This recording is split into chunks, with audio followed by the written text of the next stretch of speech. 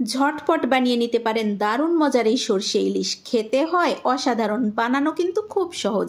প্রথমে আমি একটা কড়ার মধ্যে 1.5 চামচ পেঁয়াজ বাটা নিয়ে নিলাম। তার মধ্যে দিয়ে দিলাম 1 চামচ জিরা বাটা, 1.5 চামচ শুকনো মরিচের গুঁড়া আর 3 চামচ সরিষা বাটা। আমি সাদা সরিষা কালো সরিষা একসাথে মিশিয়ে পাটায় বেটে নিয়েছিলাম। তার মধ্যে দিয়ে দিলাম 1 টেবিল চামচ পরিমাণ সরিষার তেল আর দিলাম পরিমাণ মতো হলুদ লবণ। এবার সমস্ত মশলাগুলো হাত দিয়ে এইভাবে ভালো করে মেখে নিলাম। এর মধ্যে দিয়ে দিলাম আগে থেকে কেটে ধুয়ে পরিষ্কার করে রাখা ইলিশ মাছ। ইলিশ মাছ দিয়ে আবার ভালো করে মশলার সাথে মাছগুলো মাখিয়ে নেব। এই মাছটা ম্যারিনেট করে যদি আপনি 1 ঘন্টা রেখে তারপর রান্না করেন তাহলে কিন্তু খেতে আরও বেশি মজার হয়। এই তো আমি সুন্দর করে মেখে নিচ্ছিলাম, এই পাশ ওই পাশ উল্টে পাল্টে।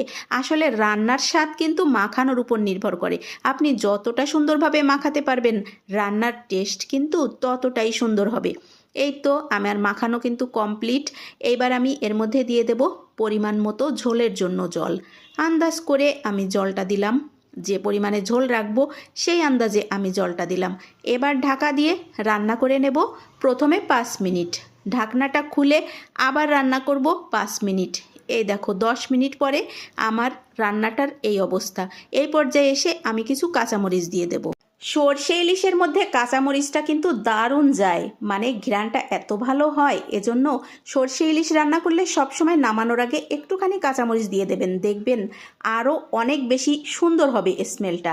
এই তো আমার রান্না কিন্তু একদম রেডি হয়ে গেল আর আমি নামিয়ে নিলাম আমার সরষে ইলিশটা। দেখতে যেমন লোভনীয় হয়েছে, খেতেও কিন্তু অসাধারণ। অবশ্যই অবশ্যই একবার ট্রাই করে দেখবেন, খুব ভালো লাগবে।